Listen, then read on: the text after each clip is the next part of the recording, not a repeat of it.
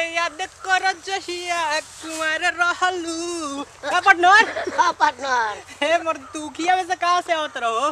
अरे पूरी ऊखी में कोई का करे जाला ई बताओ।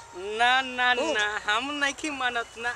तू का कर गइल ऊख में पहले ई बताओ। अरे यार हैं अब आए नहीं खेत में देखे अपन मन के तो घुस गए नहीं। हां तो तू घुसर रह ठीक बा। हाँ। लेकिन उखिया हिलत रह। अब हिल कुछ हिल त मतलब कुछ हिल जाई जाए मर दे ना ना उखिया हिलत रह हमरा डाउट बुझाता है। देखो ई झाड़ झूर के हई हई बताओ लगे भाई लोग अगर केहू ऊख में आवेला तो हई हई हेंग झाड़ झूर के आवेला। हई देखो ई बाल हई नया नया शर्ट पहन के आइल बाड़ा। अच्छा तू ना पहन ले मर दे तो हम ऊख में नानू आइल नहीं हमारे नहीं बगीचा उगीचा घूमे।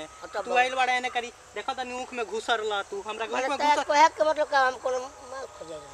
अब तू ही न जानत का करे आइल हमरा के देखलो ऊख में घुसर देखलो भाई केहू देखलो का हमरा के ऊख में घुसत ना देखलो लगी। तो नहीं देखलो मैंने काहे के ऊख में घुसर ला माल आदमी मर जाना आदमी हैं आए बड़े लंबाई छोट बात हाँ। माल नहीं मर जाना आदमी होई उखियारी में का करे जा उखी टूटी ने टूटे जाए उखी तोड़े चल गनी उखी ना खाइला उ है ऊख तोड़े गइल रहा तारा के हम 3 दिन से देखत तनी इहे उखिया के अरिया अरिया तू चक्कर मारत तारो तबे हमरा डाउट भई रहे। हमार खेत जेने पार्टनर हम तारा बेरारी से कहे देखो देखो लफड़ा लगा तारा बेरारी से कहे भौजी से ए भाई ए हमर बानू है सब पैर पिटवा उठवा के है सब बराबर करवा दे।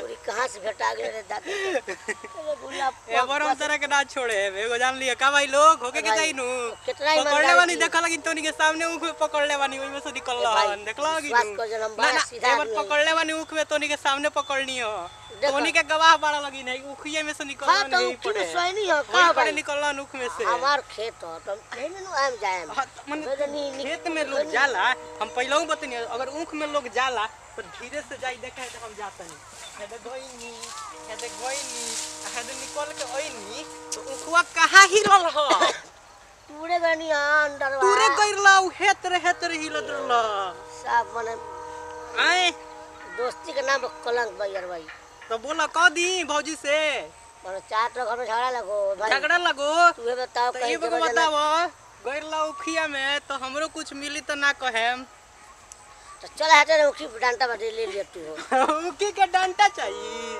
उखी के डांटा से ना हुई हमरा पैसा चाहिए पैसा कुछ घूस उस दो तो ना कहेम ना तो हम जाके भौजी से बता दे हैं। सुन हमर खेतों में कुखिया बेचाई नु अच्छा चीनिया निकली अच्छा 1 किलो चीनी ले लिए 1 किलो चीनी में होई लगला पोलावे लइका बुझता रह माने हमरा के लइका बुझता रह 1 किलो माने चीनी में मान जाई 1 किलो चीनी के 40 रुपया दाम बा 40 रुपया में काथी होई 1 किलो मुर्गे के दाम ना भई। ए भाई कहां से काम गनी खियारी के अंदर ना अंदर घुसती ना बाहर निकलती ना पकड़ती अब तो हम पकड़ ले बानी तारा तो देख पड़ी आधा किलो मुर्गी के दाम 60 रुपया देबो मर दे ना हो इतना में का भाई लो 60 रुपया में नानू होई ना ए तो अबे चल मुख जारी देही के पड़ी आवा बैठो समझ लो सांप काटी गार में सांप नानू काटी सांप दे बोला पार्टी ओटी करइबो तो छोड़ दे हल पैसा वैसा देबो तो छोड़म ना तो हम जाके भौजी से कहें यूख में घुसर लहन आ ऊ खिलावत रहन। भाई बताओ नया कपड़ा पहन के क्यों घुसला अपने बात बोलत रह देखो अपने से बोलत रह अपने बोलता नहीं अपने से बोलत रह जो नया कपड़ा पहन के ऊ आए नहीं खेत अपन खेत में घुमाए नहीं ना। अच्छा ठीक बा तू पार्टी करइबा नु पार्टी करइयन तो हम छोड़ देम ना तो भौजी से जाके कह के इनका ना भाई लोग ठीक बा चलो चलो तुमको मुर्गा उर्गा खिलावा चल। नमस्कार हम रवि आजाद। नमस्कार रत्नेश बरनवाल। देखी इनका के एबरा ऊख में पकड़नी है खिलावत ठीक बा और इनका मेहरारू से हम जाके कहेम लेकिन रउआ लगी ऊख में मत घुसेम लगी ठीक बा ना तो पकड़ीला का मेहरारू इतना मारी नु कि मत घुसेम ठीक बा इनका के हम खैर पिटुइबे करेम आ वीडियो अच्छा लागल नु तो एकरा के लाइक करम शेयर करम सब्सक्राइब करम घंटी जो दबा दे घंटी दे तब नु घर घर पहुंचम सामने अरे जा ले ले जा